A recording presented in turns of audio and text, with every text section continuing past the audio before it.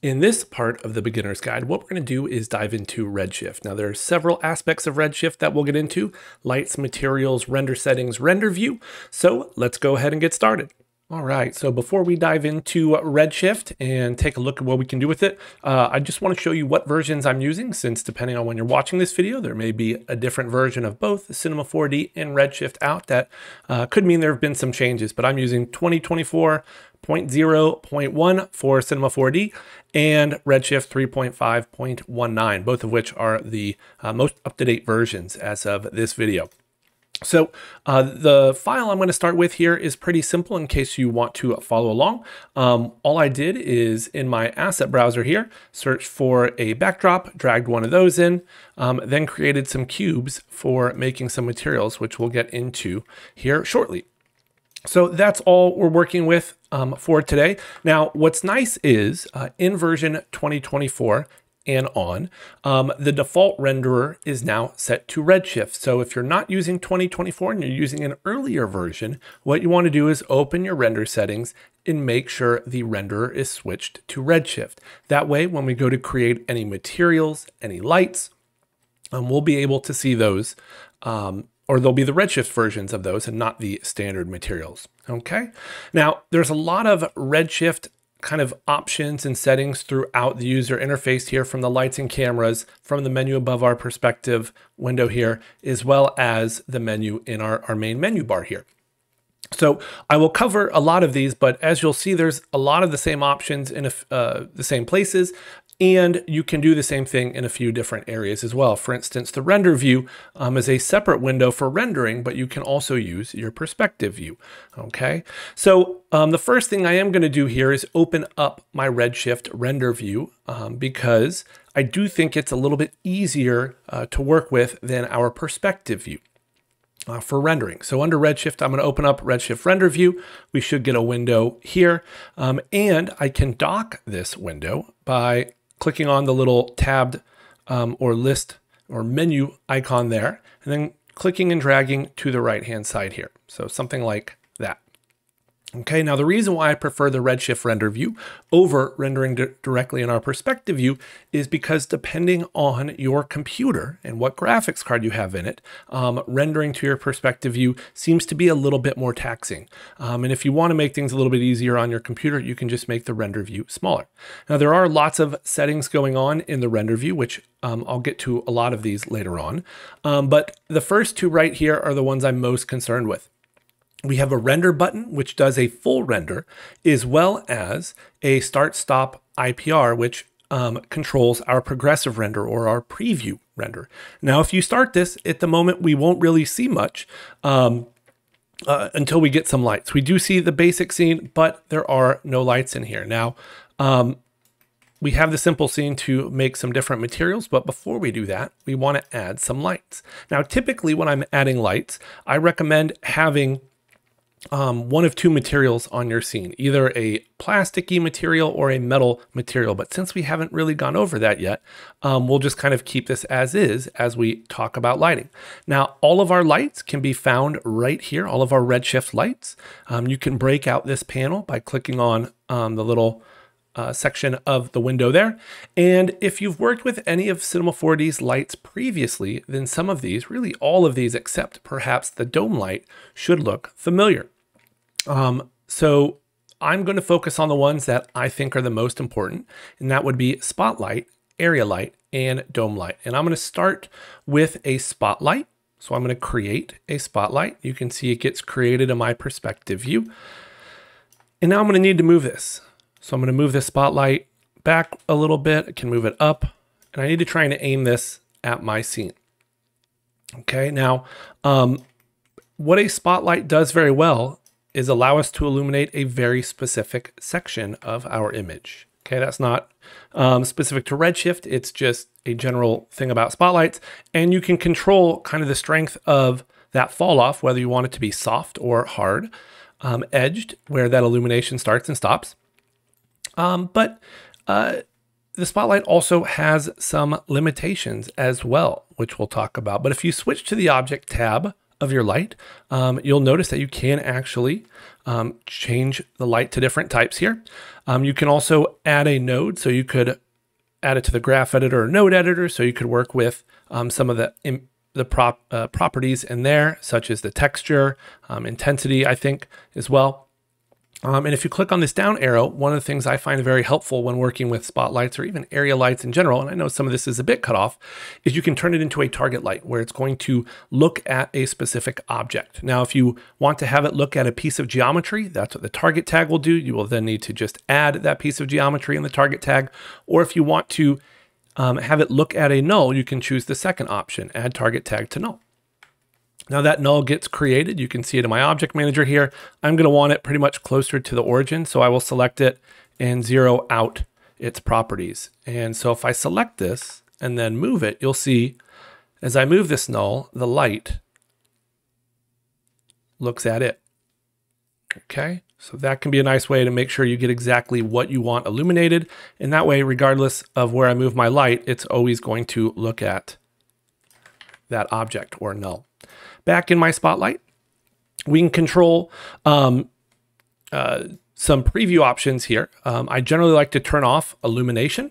That way I don't see what, my light is doing in my perspective view, while it actually is pretty close here.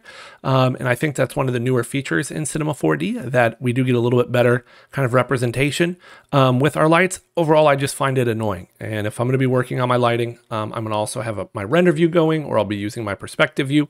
And so that will do the trick for me instead. So I can turn that off.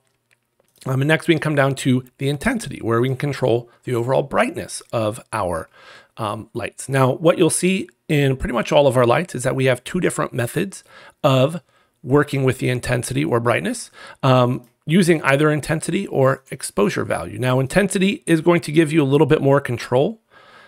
Okay, so you can see actually turn down the value quite a bit.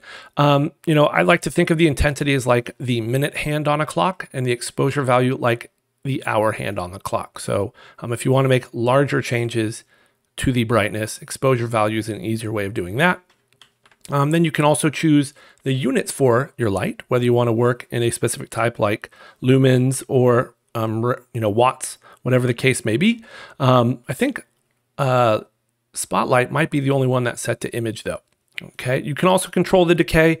I would keep this on quadratic. That's going to make our light work a little bit more realistically. You can see things look very different with no decay or even linear decay. Color, a couple different ways you can set the color, whether it's temperature, color and temperature.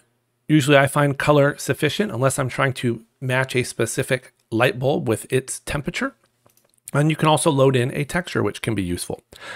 After that, we have our cone angle, which allows us to control kind of the brightness here. And I think I'm going to need to turn the preview back on. Yeah, in order to see that, just so we can see that a little bit better. So you can see the cone angle there changing if we want to illuminate more or less of our scene, as well as the fall off angle, which controls where that fall off is starting to occur, right? A larger angle means there's going to be a larger fall off, whereas a smaller angle will mean less fall off and a harder edge. Okay, detail section. Some more advanced stuff we really don't need to get into right now. The last part of this light I'll talk about is the project section, where you can include or exclude lights from specific objects. So for instance, if I have this set to exclude, I can drag in a cube and notice how that cube is now not getting any light from our spotlight. So that is our spotlight. And honestly, our area lights are very, very similar, but I'll create one very quickly just to go over that. The one thing I'm not a huge fan of with spotlights is it can be tricky to get soft shadows, whereas with an area light, you get those right away. And you'll notice here, a lot of the options are very similar from the preview. Like I just talked about, the intensity, I guess this is set to image, okay? Decay, as well as the color. Now what's different in an area light, I'm gonna actually turn this back on, right? Wireframe. There we go. So wireframe on, illumination off, is you can change the shape. And this is very useful depending on if you're trying to create a specific type of light, shape of light. You know, rectangles can be very useful, spheres if you're trying to create a light bulb. And with each of these different settings, you have different properties to control the size. You can also use a mesh as a light, though it can lead to slightly longer render times. If you switch that to mesh, you can then choose a piece of geometry. And if I just drag in a cube, you can see my cube now is essentially our light. And notice how much more noise we're seeing there, which we'll eventually get to talk about how to fix that. So I'll switch this back to rectangle. You can also make the light visible. And if you're trying to use it as more of a practical light, I think we need to be kind of facing it in order to see that. If you want it to be bidirectional, so it emits light in 2 directions, can do that, as well as normalize intensity, which I don't normally do, but it tries to look at all the intensity values in your lights and kind of scale them so they all work together. And that's pretty much it for our area light. As you'll notice, a lot of the properties here in the detail section are the same, as well as the project section. The last light I want to talk about is our dome light, because this is how we use an HDRI. Okay, so this is probably the light type I at least start with 90+% of the time before adding area lights or spotlights to get more specific illumination depending on what I need. Now, once again, very similar properties here for the preview. Even the general section is somewhat similar, where we do have intensity and exposure, but with a dome light, we need to load in an HDRI into it, or an HDR image. Now, the asset browser does have some of these available to us. So if you open that up and find HDRI or type in HDRI, you'll get several options here you can see and eventually use. To use one, what you need to do is drag the image into the texture channel here. So I'm going to try and find, all right, we'll use one of these Pro Render Studios. Drop that in there. And this is very much like if you're coming from the standard or physical renderer, where you would create a sky object, create a material, and in the luminance property of that material, load in the HDRI, and then apply that material to your sky. So it's a little bit simpler in that regard. What's nice about this is we can still work with the intensity and exposure value like we talked about before. You may need to change the type if you're downloading one from an HDRI from online somewhere, though spherical is the most common method. You can also adjust the hue and saturation, which can be helpful if you use an HDRI. If I just drag a different one in here, that has a bunch of color to it. Because what you'll see is the colors in the HDRI affect our image. And so if you like everything about that except the blue or whatever colors you're getting from the HDRI, you could adjust the hue, you could shift it, you could also just dial back the saturation until you're happy. And you could adjust the gamma as well. I keep trying to rotate in my render view, but I can't. So if you've used a previous versions of Redshift, some of the background options were in the camera. That's now been changed to our dome light here. And so if you don't want that HDRI to show up in your background, you can uncheck background. It won't show up there. It's still going to light the scene and do everything else it was doing. Okay.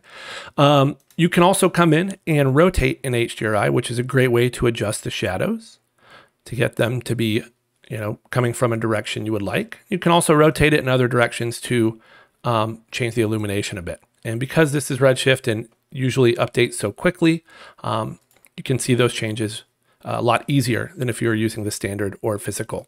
Lastly, details section, once again, pretty much the same. And we have our project section as well for, once again, excluding and including. My general recommendation, like I said, is to start with a dome light. Load in one of these HDRIs we have and really kind of work with that until you get to a place where you're not happy with the shadows or the reflections. Then I would start adding area lights. And at some point you may realize you don't need the dome light at all at that point. But that's typically how I start my lighting. All right, so we will use this HDRI, which happens to be the Under the Bridge HDRI, and close my asset manager. And I am going to rotate this, I think, a little bit so the shadows are coming from, or the shadows are behind our cubes there. So with that, we can now dive in to materials. Now, to create and work with our materials, there's really two parts of the user interface we will use. That is the material manager, okay, which allows us to create materials. And since we are using Redshift, we'll create our Redshift materials automatically. Now, if you come here to the plus sign, you come over here to materials, you will see that there are several other materials that you could potentially use. There's the standard material, there's the material. And for the most part, using the kind of default material is what you want. Okay, now I'm honestly not sure if it's the standard or this one, so let's figure it out. So standard, yep, that's the same. So this one must be the older version of it, yes. Now, while this is useful, this older version of the material, and it does have some nice presets, the current material, the standard material, is made to be a little bit more PBR friendly, to work with, say a texture set you get off the internet, where it's going to give you, a base color, diffuser, albedo image, reflection roughness, bump, normal or displacement, ambient occlusion, all that stuff. So that's what really this material is for. And I just recommend working with this all the time. It has some nice additions that make it a little bit more user-friendly as well. Now, what you'll notice in our base properties section is we do have several properties here.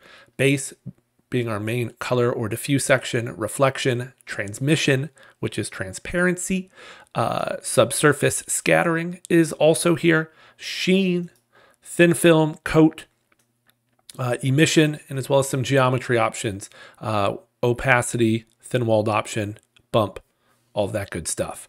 Now, some of these other ones I really won't get into, like the optimizations or advanced section. Viewport as well won't cover, but I do like to point out that you can see what materials or what objects a material is applied to, and this can be very helpful for making selections and whatnot. But let's start with our base property section here. I'm going to start by just applying this to, actually, let's start with our backdrop, okay? Now, the default kind of material you get here is essentially a gray plastic material. Okay, now we're going to work our way through these different materials, starting with the base properties section here, main color. Now what you'll see is that we can really only work with colors and numbers or values in our attribute manager here. In order to load in textures, images, other shaders and whatnot, that requires the node editor, which we'll get to very soon. When it comes to working with these materials, I recommend thinking of them like different layers in Photoshop, where base is on the bottom, reflection is on top, transmission is above that, and then the other ones kind of all fit in somewhere, okay? For instance, subsurface scattering you can do without transmission. It can work on just the diffuser base. Coat would actually be on top of everything. Emission is in there as well.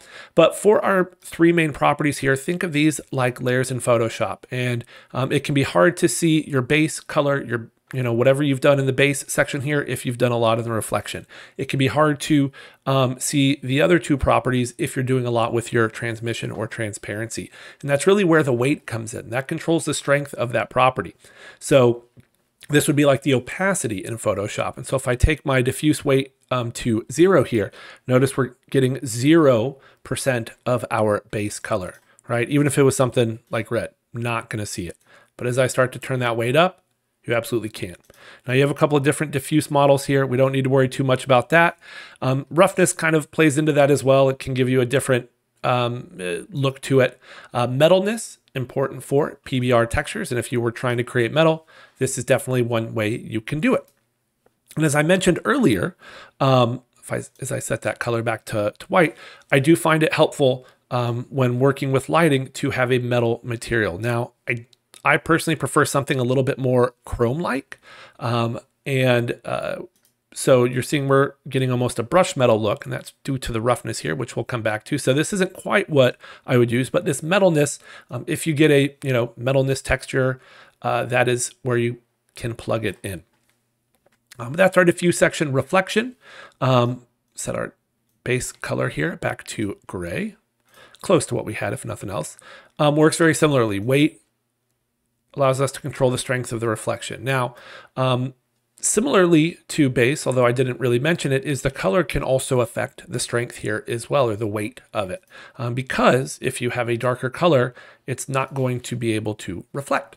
And the same thing is true with transmission or transparency. So I only point this out because if you're working with a color and it's, lighter or darker, that can influence the overall look or strength of your reflection and transmission properties. Now we also have weight, roughness, which controls the blurriness of our reflections. Now, if I rotate this around, we can see some reflections. Maybe I'll rotate this dome light a little bit more to try and get some more reflections on it. There we go, we're getting some. Okay, so -90 is what I ended up at there. Select that material again. So the roughness controls the blurriness there. And lower values, less blurry, higher values, more blurry. And honestly, if you turn this up high enough, it's almost like having no reflection at all.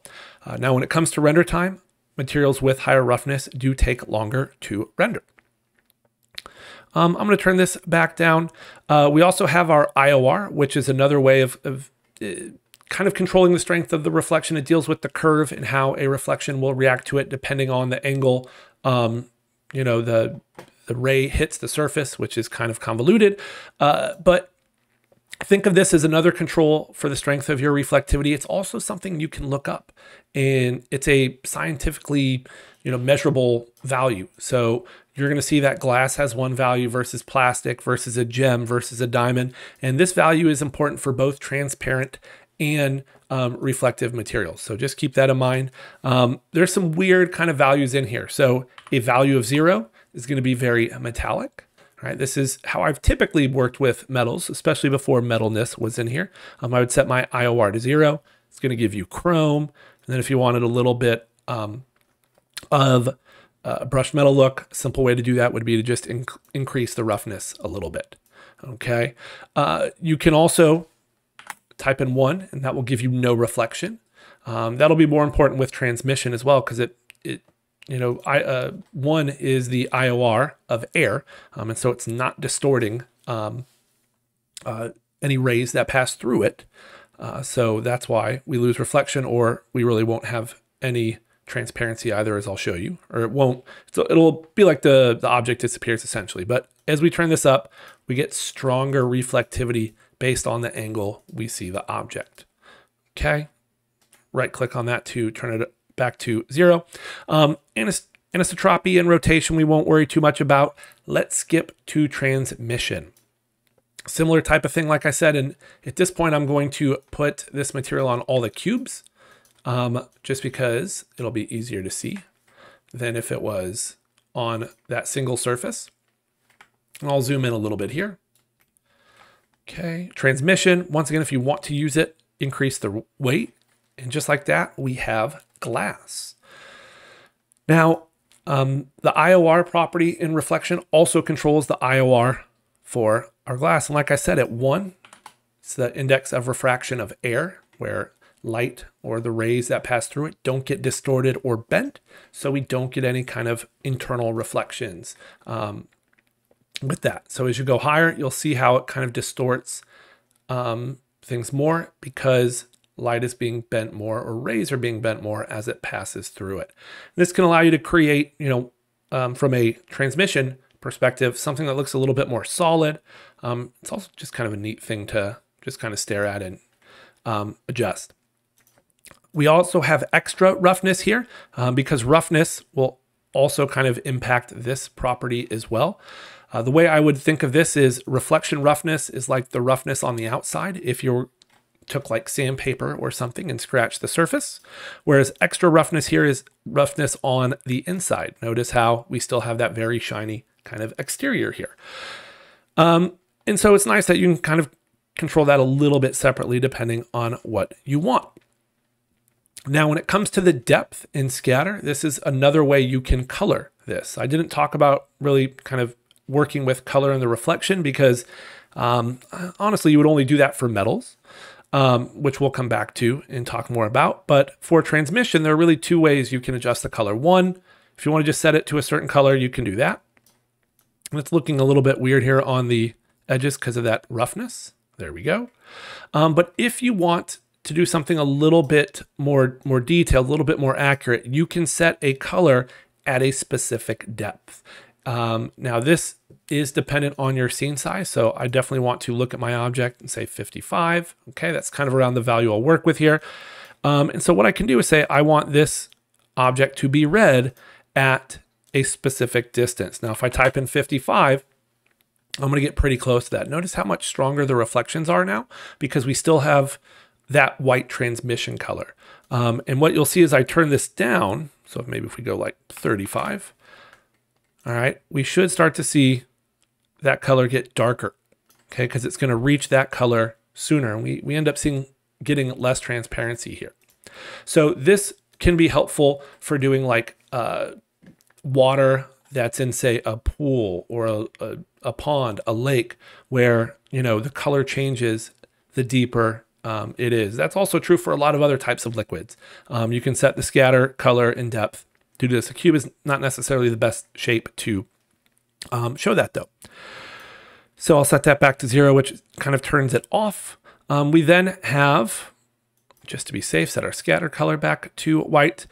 We then have dispersion, which controls how much light is going to separate into its colored components as it passes through. Think a prism. So lower values will be a lot. Higher values will be less. And once again, this is something you could Google for a specific gem or type of surface and get a realistic value to help you with that. I seem to recall a diamond being somewhere like around 20 or 22, but I could be wrong with that. Okay, so that's our basic properties. I'm going to skip coat for now. I'll come back to it perhaps when we dive into the node editor. Emission, let's talk about that really quickly. Turn transmission down. This is a way we can get our materials to emit a little bit of light. Now, I wouldn't use it as a way to light a scene, but if you want to make it look like a screen on a TV or phone is turned on, or, you know, a light bulb is illuminated, then this is definitely a way you can do it. You can adjust the weight. And as I start to turn that up, you can see we're emitting some light here. You can even go higher than that, just like in a lot of other places of Cinema 4D, and you can also use a color. Now keep in mind, I probably would also want this color in my, if that's not going to work, I'll just copy it and paste it. We'll get, well, was hoping for a little bit more color there, though there are ways around that. But that's our emission.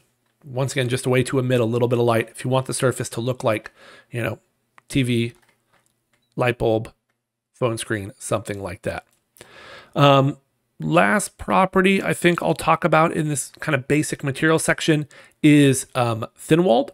And this does require transmission because right now, if you look at our object, it's made of solid glass. And so if you want an object to not be made of solid glass, you need to give it thickness. Now, there are some things where it doesn't make sense to model thickness. Think windows in a house or car or something like that. And that's what this thin wall does. It allows us to not have to worry about the thickness and instead, you know, treat this as a very, very thin piece of glass. And so this is perfect for the examples I gave just a second ago, different kinds of windows, glass, that type of thing. So, you know, this is very thin. If we were to drop it, it would shatter and break into a bunch of little pieces. Without thin-walled, this is solid. It's a paperweight. There's going to be a lot more heft and weight to it. So if you want your objects to have the correct kind of look with glass, you need to model the thickness. If you want it solid, you don't have to worry about it. Or if you need it to be like a window, we have that option built in as well. All right, so now what we're going to do is move on to working with images or other textures or shaders we may want to put in our materials, and that's going to require us to use the node editor. So let's create a new material. All right, probably should name these as well. I'll call this one glass, and why don't we name this one stone? And what we're going to do is take stone and apply it on top of the material that's already on Cube 1. And to access the node editor, you can come over here to your window and find it there, I believe, material editor, or you can double click on the material and that will pop open the node editor. And what we're going to do is dock this very similar to how we did this one by clicking and dragging on the 3 lines there and choosing something like that. Now, there's a couple different things you can do with this node editor. If you want to always show the different assets and nodes we can create, you can do that here using and exposing the show assets window. You can also do that without it just by hitting the plus sign. Okay. You can also show a property section, but I find that I usually have my materials selected so often that I don't need to worry too much about that. You can also navigate in here like a perspective view, so you can pan, you can zoom, just like you would in your different viewport views. All right, the only thing you can't do is orbit in here because that would make no sense. Now, this editor is different because it's node based. And so what we'll do is take different nodes, whether it's a color node, which you can drag in here, or a ramp, which is a gradient. Don't ask me why they just don't call it gradient. And some others, like say texture, which is how you load in an image. And whatever the different properties are for these nodes, you can control, you can change, and then you connect them to whatever properties you want. And this is a more visual way of working with materials and allows you to create more complex materials because you can very easily see what properties or what nodes are controlling the different parts of our material here. The different parts of the material that are kind of shown here by default are the most common ones for creating PBR materials.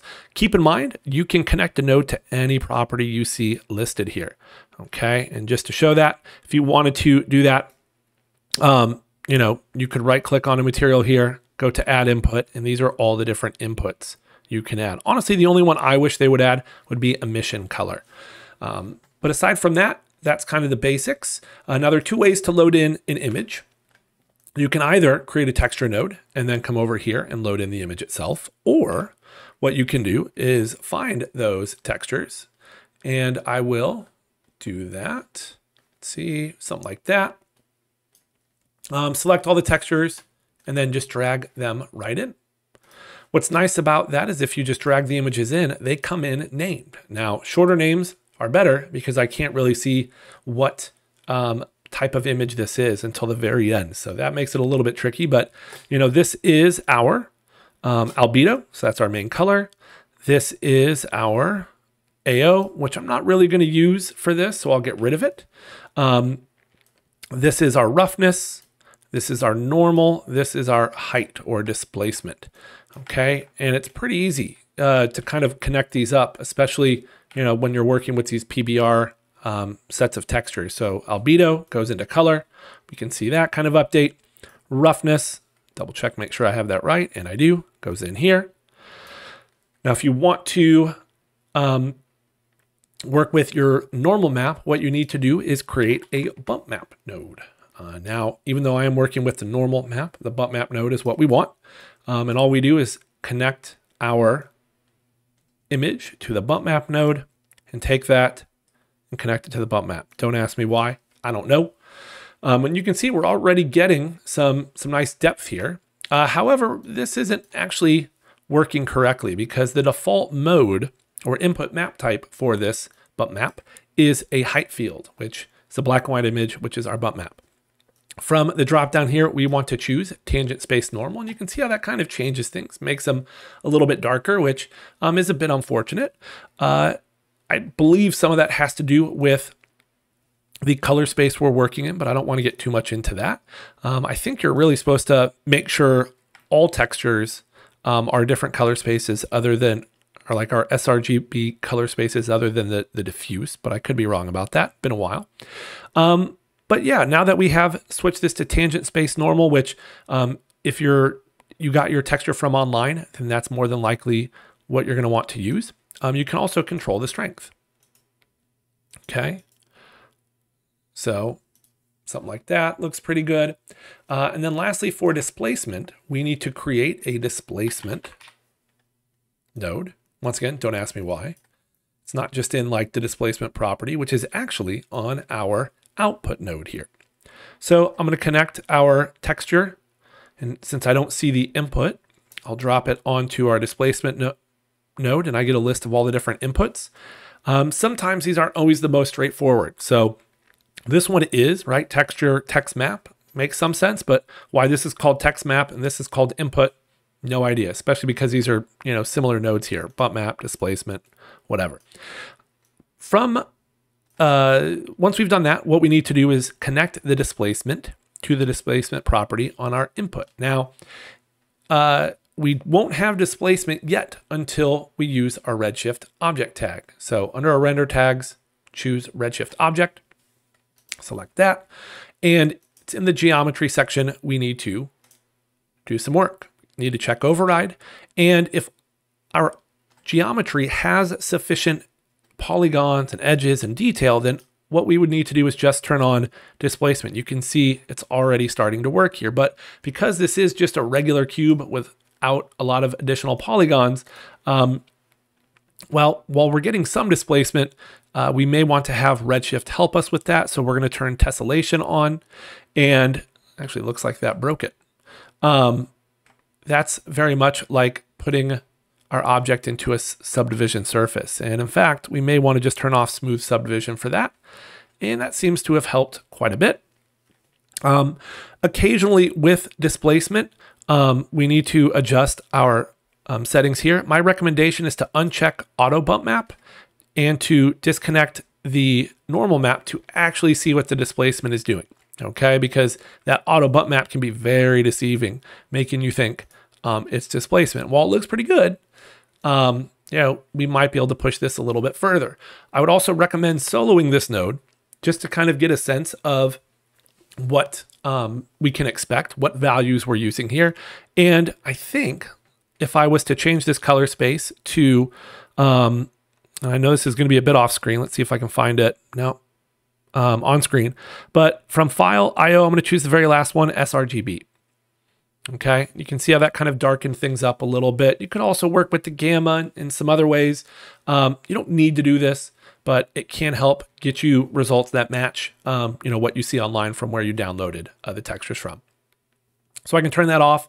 Looks like maybe I'm getting a little bit more displacement. You can always adjust the maximum displacement. And what I found is you need to work with the maximum displacement as well as the displacement scale, right? Doing one isn't really changing this. Okay, so if I set this to maybe say 50, and then I start increasing this, we should start to see things really kind of get crazy here. So I really don't think I need that. Maximum displacement, how I assume this is how many centimeters we want to allow it. And then this is almost like a multiplier of that. So yeah, I can tone that down a little bit. And this is where our tessellation can come in handy. If I zoom in on this, how smooth does this look? I will say when it comes to displacement, you want to have equal sized polygons. So the fact that I have, that bevel or fillet there means those polygons are going to get tessellated more, which is going to give it a little bit different look, which is why, it looks a little bit strange on those areas. If I was to turn off the fillet, we would see we get something quite a bit more consistent. Probably should also, UVW unwrap this, but we can get away without that. Last thing I may try here is maybe just adding a couple segments in each direction. Right, and you can see just how much that tightens it up. And because, once again, everything is now equally spaced, that displacement is a lot more uniform because the tessellation in here is a lot more uniform. And if I really wanted a couple more subdivisions, I could also raise this a little bit. Be very careful with that. I do think probably map is turned on and connect back my normal map to that. So that is the end result. Probably a bit dark for my taste, but let's say we did want to change that. There are a few different ways you can. My favorite way is to use, for a color map, is to use a color correct node. So I'm going to could maybe increase that a little bit. Contrast can help as well. If I want to shift the hue, there's that. Level scale as well could help. But yeah, I'm able to kind of brighten this up this way. And so for the color or albedo, this is kind of my go-to for doing this. Though what we'll see is there's another option, another method of doing this in the next material we create. So let's move on here, and we're going to create a metal material. So I'll hit the plus sign, call this metal, and drag this on top of our second cube here. And with this one, what we're going to do is really just see the importance of working with roughness. And between the color correct in our diffuse or base color option and working with the roughness here, you can take textures or texture sets you find online and make them exactly what you want. And that's what I want to show you with this one. So first, let's get our metal. Standard material here. I'm actually not going to do it with the metalness property. Instead, I'll do it like I mentioned earlier by just taking the IOR to 0. The roughness is currently at 0.2. So that is working. That looks just fine for now. And once we add in our node here, it won't matter anyway. I'm going to come over here to our asset browser because Maxon Cinema 4D have a lot of good imperfection maps. So if you search for imperfections, you'll get a whole bunch of them. And we can just drag one in. Let's see. Let's go with something like that. I think it's S, whatever scratch is. It may take a second because it's downloading the texture. However, it got placed really far away, so I'm zooming out, and then I'll just select that and move it a bit closer. Not sure how that happened, but I've had that actually happen a couple times now. Let's make sure our metal material is applied correct. Perfect. Looking at the right cube, and really all we need to do is connect this to the roughness. And you can see right away, actually looks really, really good. Just in terms of breaking up that roughness, making the surface look, you know, like it's been around a while, like, you know, it's seen better days. And, you know, while this is working pretty darn good, let's say we did want to make some adjustments ourselves. This could work for, say, a bump map. It can work for really any black and white image. Even in color as well, but I personally prefer to use this technique in our black and white images. So I'm going to come over here to our nodes. I'm going to type in ramp, and I'm going to drag that onto the existing connection here to have it connect for me, because the input here, this alt input, is like the one that makes the least amount of sense to me, right? I mentioned earlier, you know, why isn't texture input the same, and why is this text map? I don't know why this one's called alt input, and I guess it kind of makes sense because you may not always load a texture into a ramp, but in this case, that's exactly what we're doing. And I'm also going to solo this just so we can get a better sense of what's happening here. Notice once again how our perspective view isn't doing a great job. Always trust your render view. So what is happening with our ramp here is we have mapped all the darkest values to black and the brightest values to white. And this allows you to do a couple of things. It allows you to work with this like a levels, right? So as I bring this in, you're going to see it's going to make those values darker. Could also bring in the brighter values. So once again, very much like levels. It also allows you to colorize though, because we are taking these values and giving them, you know, whatever color or value we load in here. So if I just imperfections, those scratches are a lot more subtle. So depending on how worn you want this to be, we can adjust this. Once again, keeping in mind what each value represents here. If we bring up our darker values more, we are going to have lighter, brighter values. Okay. 0 roughness equals black. So more black, less roughness. It's a little bit confusing. Whereas if you want something to be more weathered, all right, you want brighter values in your roughness. And so I can start bringing up the white value. And once again, this is a great way to take a texture you find, whether it's the asset browser, whether it's online, and turn it into exactly what you want and what you need. You know, if you show this to somebody and they go, man, it's perfect, it's just maybe just a little bit too much, you know, all right, cool. Just take that back, dial it down, and there you go. Okay. And that also holds true for a transparent material. So what I'm going to do is duplicate our glass, maybe call this ice. We'll make a simple ice material here. Make sure we apply it to our third cube called cube 2 because, you know, that makes sense. And make sure we have our ice material selected so it shows up down here. Now what we're going to do is take a look at our noise texture. And while you do see a couple, notice that the default noise, or not the default, but the First one here is under legacy, meaning it's kind of old. It's not as useful. Instead, we want the Maxon noise. This is great because this is just like the Maxon noise shader you have in the standard and physical renderer, or that you might load into a displacer deformer. And what we can do here is connect this to roughness. Okay.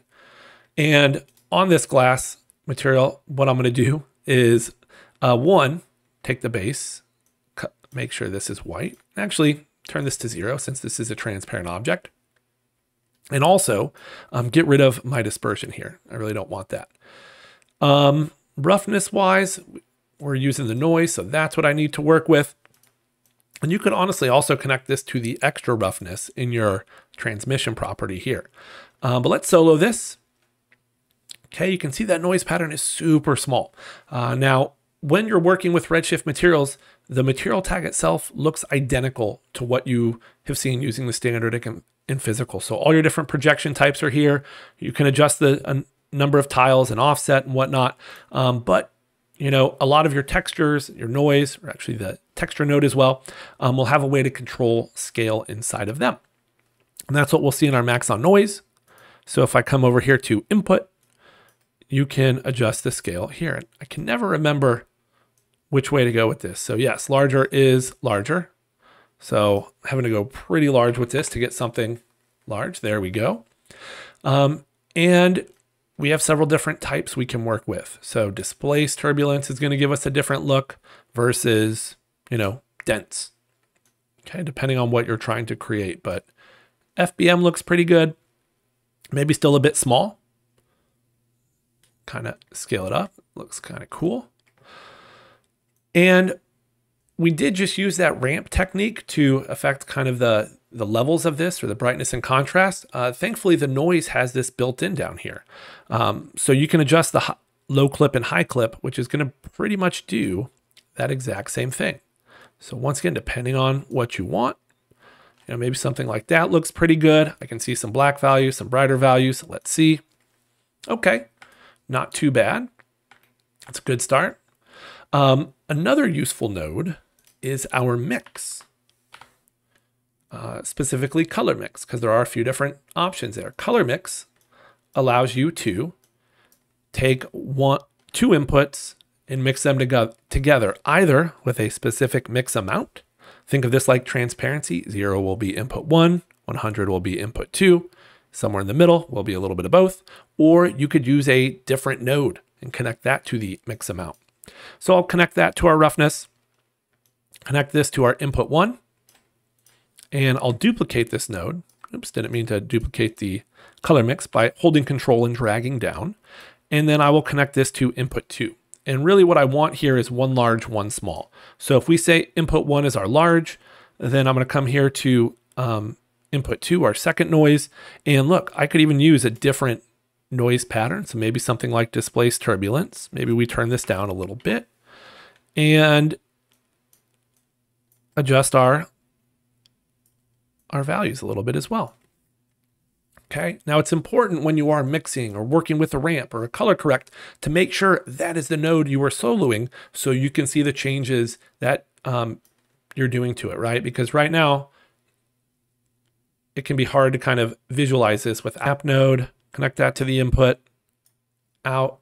Since this is a black and white image, I don't need to adjust the map type here. I may want to adjust the height scale.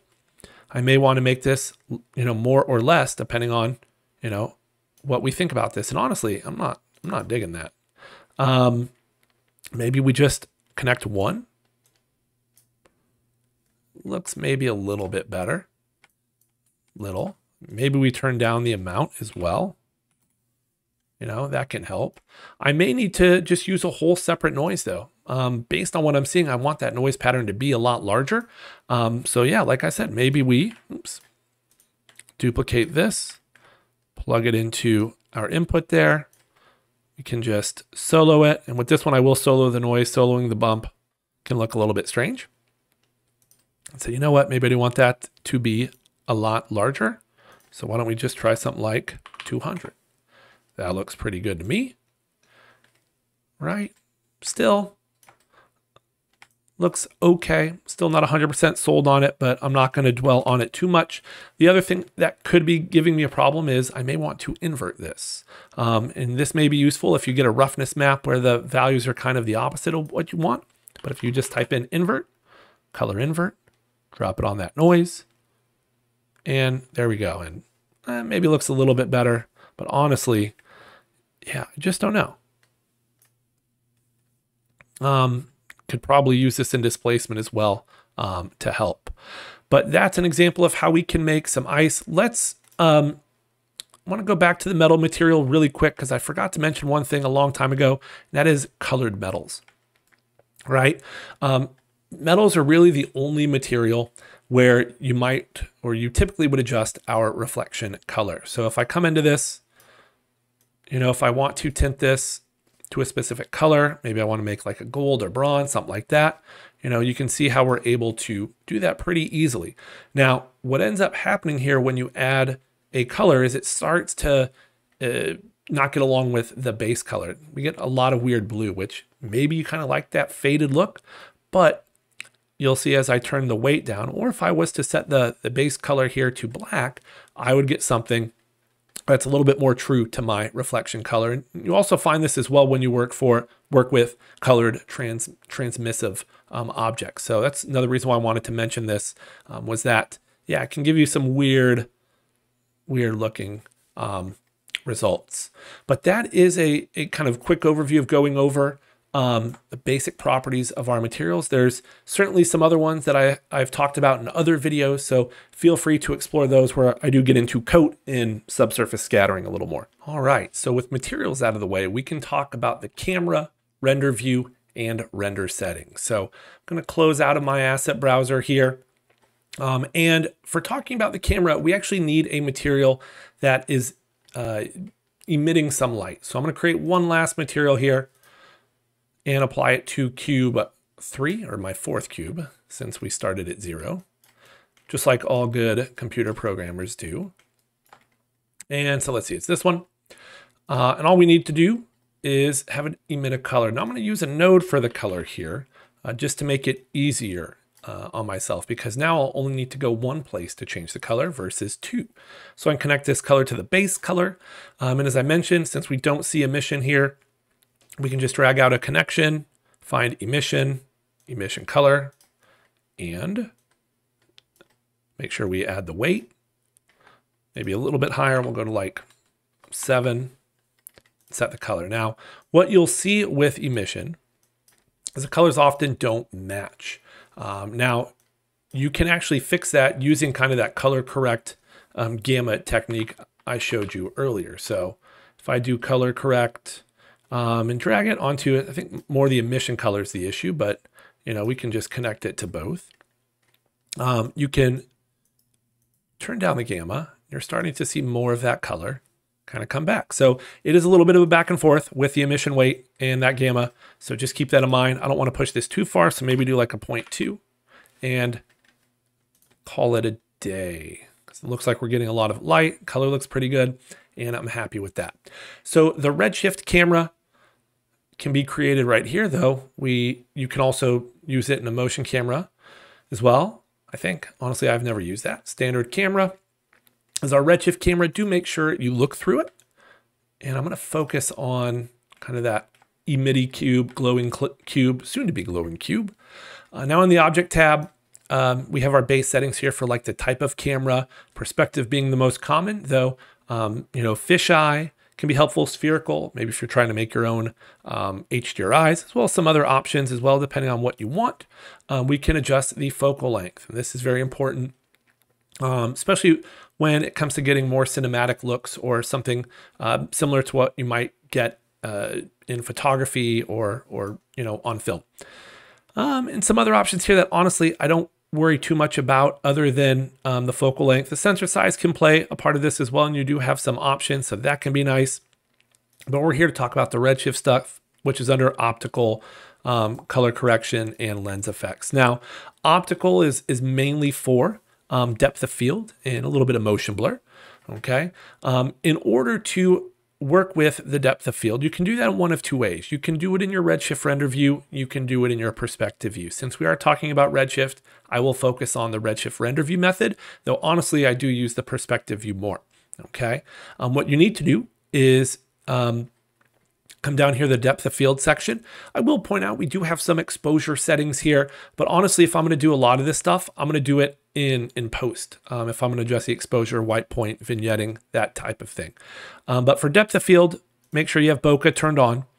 You need to set the focus distance, so you can click on the eyedropper here. Now, that eyedropper only works in your perspective view. So you can click on something in your perspective view. If you want to be able to work with just your render view, that's what this icon here is. Click to focus, allows you to click on anywhere in the image. And you can also adjust the aperture this way as well, though I'm not used to using the alt drag method to do that. So honestly, I just work with it down here.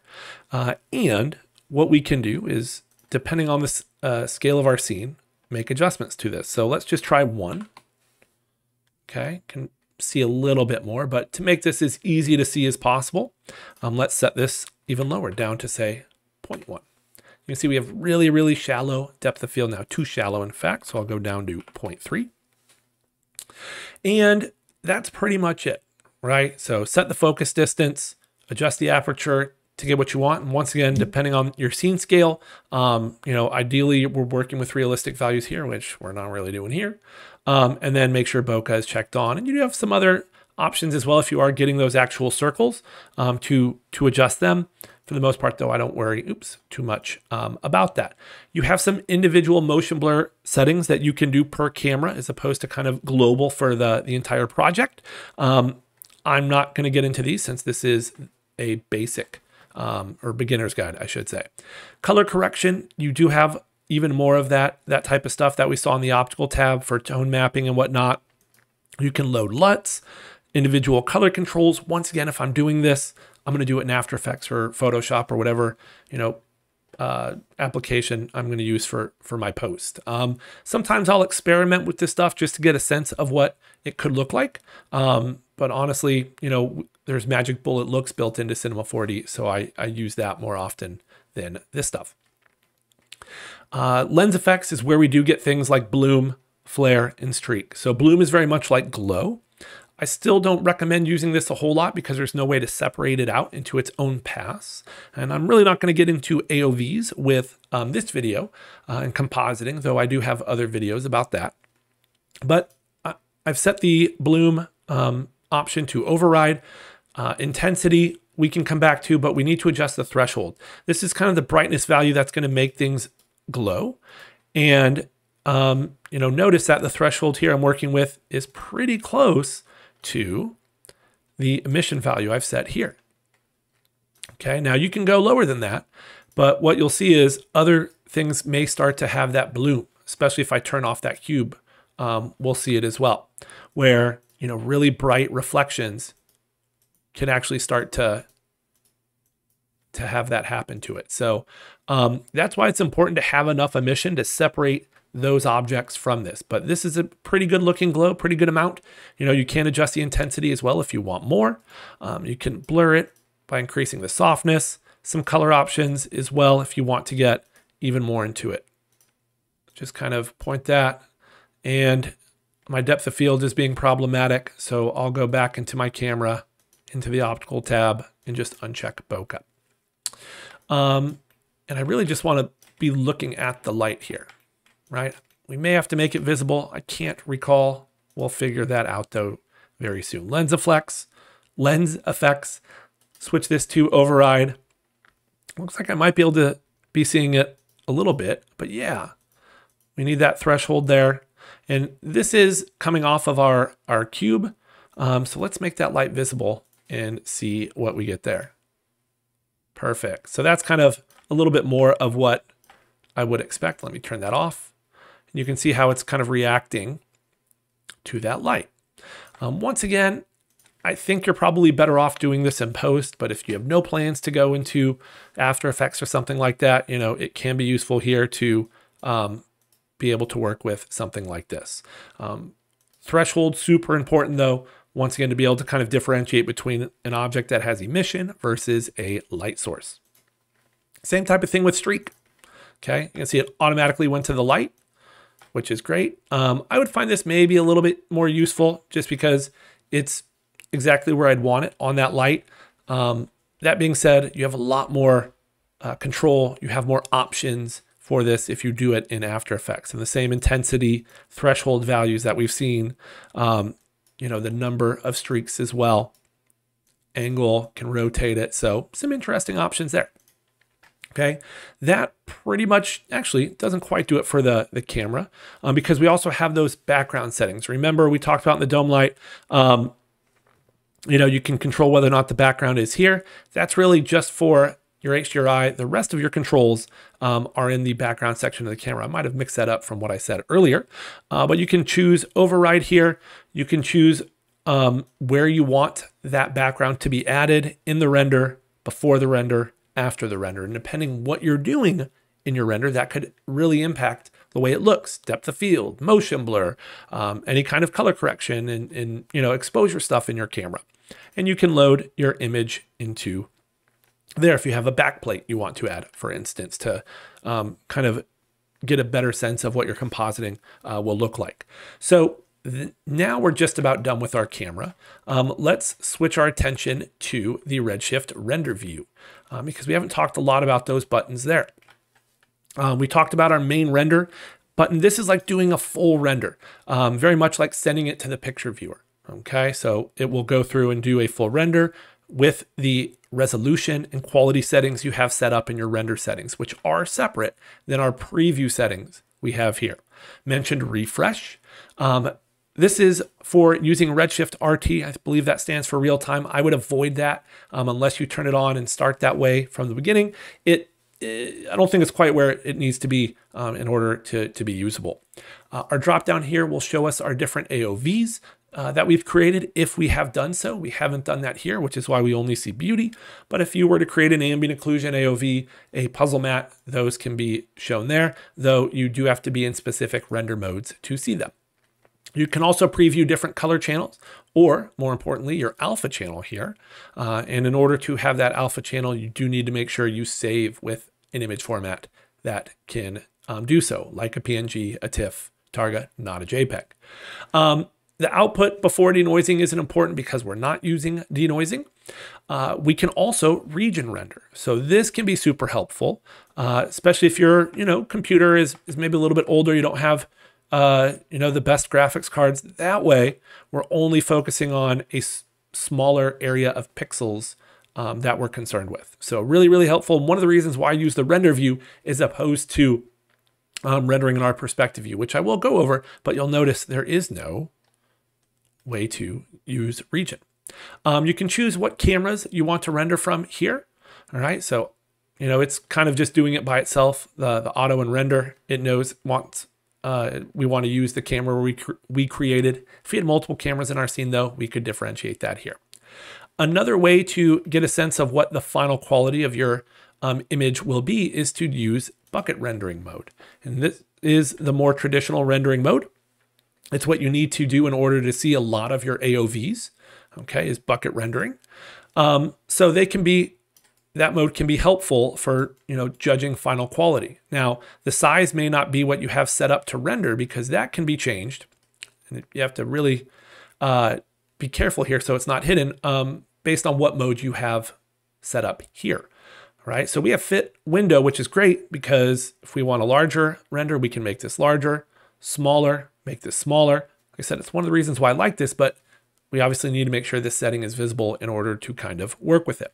We don't need to worry about these other ones for freezing, tessellation and geometry. We do have a couple of different rendering modes here. If you want to look at clay, just to get a sense of any kind of noise from lighting, or samples if we're really going to get involved with the render settings, which we're not. We already talked about our click to focus mode. You can select objects and materials. You can take snapshots, which allows you to work very much like if you're in the picture viewer and you want to compare, A and B type stuff to it. You can also send an image over to the picture viewer if You want to save it out from there, or, for whatever reason. And lastly, actually not quite lastly, but I already mentioned this being set to fit window. That's kind of my preferred option here. Original size will use whatever you've set up in your render settings and could be helpful. But I like being able to control the size of my render based on, what I'm trying to do and where I'm at with my project. If I want to focus on a smaller part, and a smaller render will be okay, or if I want a larger render. A lot of those same camera settings we just talked about, you can pull up here by clicking on settings. And this is kind of the global way of doing it, right? Notice how it says global and optical and whatnot. But there's also camera-based things as well. All these settings can be found in other places. This is just kind of bringing them all here. We'll see denoising you can do in your render settings. Magic bullet looks, it's really just going to toggle it on. And all those same bloom, flare, and streak options we just took a look at. Okay, that brings us to using our perspective view. Now, the perspective view I think works pretty well when you have a pretty powerful system. I'm going to switch this back to my standard layout, getting rid of those others. I prefer this generally because I have a pretty decent computer here, but it's really only useful if your computer can handle it. You have a dedicated GPU, something with a decent amount of video memory, because the size of this is a lot larger than what we are getting with our render view. It can take up more RAM. It can take longer to render.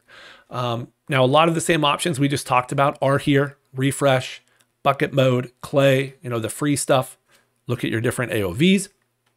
And the options are also a little bit different here. You can undersample, which means as you rotate, it's going to try and, move things a bit faster by kind of down-resing this or undersampling it. You can turn on or off post effects. Mixed rendering can be helpful because it tries to make it a little bit easier to see things and work with things as you're rendering. I do find it still not where I'd want, because if I was to make this editable, I don't think we'll see any points or edges or anything like that, right? So you can't really do a whole lot other than work on lighting and materials, which is fine, but you just have to be aware of that when using this mode. But it does help keep things a little bit less cluttered, because I don't need this and my render view and my node editor. I can just use this and then dock my node editor underneath like I was doing. The other option is the resolution. Once again, we're using 50% resolution here. This is still a pretty big image or render compared to what we had in our render view. So, that's why it may look a little bit blurry. If you were to increase this though, it's going to take longer, take more video memory, which can be problematic. Okay. Lastly, our render settings. Now, the output section here and the save section are similar to our other renders, so I'm going to ignore them. The Redshift post effects, that's really just kind of from our camera, so we can get rid of that. Going to ignore Magic Bullet looks. And just for this video, I'm going to focus on just the basic section here. I do have other videos that go over the advanced section. I'll make sure they're linked in the description. I have a whole playlist of Redshift stuff. But as this is a beginner's guide, the basic section here is going to be more than sufficient. You can choose what render engine you want to use. Always recommend using production. For the bucket quality, this is the overall quality here. And you can choose different presets, right? To help clean up any noise, grain, anything like that. Because if I switch this to low and then do a bucket, maybe zoom in a bit, we'll hopefully see some noise and grain in the shadows and some other areas. Okay. Actually, not really seeing that. So if I am seeing that though, even though I'm really not here, that's when I would go up to the next preset. The problem with this is that it's changing the quality on everything, even if it doesn't need to. Okay. Now that material is way too bright. I think that's that area light though. Another little tip is you can actually twirl this down and see that exact threshold value. So it allows you to get in between the presets from 0.1 to 0.01, right? So what if we just did, kind of like 0.05? That could save us a bit of time on our renders. Same thing with going between medium and high. You can turn on denoising if you want. There are lots of different options for denoising these days. You can also toggle on motion blur, and that's pretty much it as well. You can twirl this down, a couple of options here. More times than not, though, it just works if you turn it on. The last thing I'll mention is this hardware ray tracing, and you will only see this option if you're using an NVIDIA graphics card. I don't think AMD cards support this yet. Definitely won't show up if you're on a Mac, but yes, you can turn this on. It will typically speed up your renders, but it is dependent on exactly what you're doing. The ray tracing stuff, helps in situations where you have more geometry, that type of stuff, and it doesn't necessarily work across the board, but more times than not, it does help rather than hurt. So always check that on if you're rendering. And honestly, I think that's about it for render settings, as well as this beginner's guide to Redshift. So that will do it for this one. If there's anything else you would like to see, please leave me a comment down below. And if you found this video helpful, if you could like it and subscribe to my channel, I'd appreciate that as well. And until next time, take care.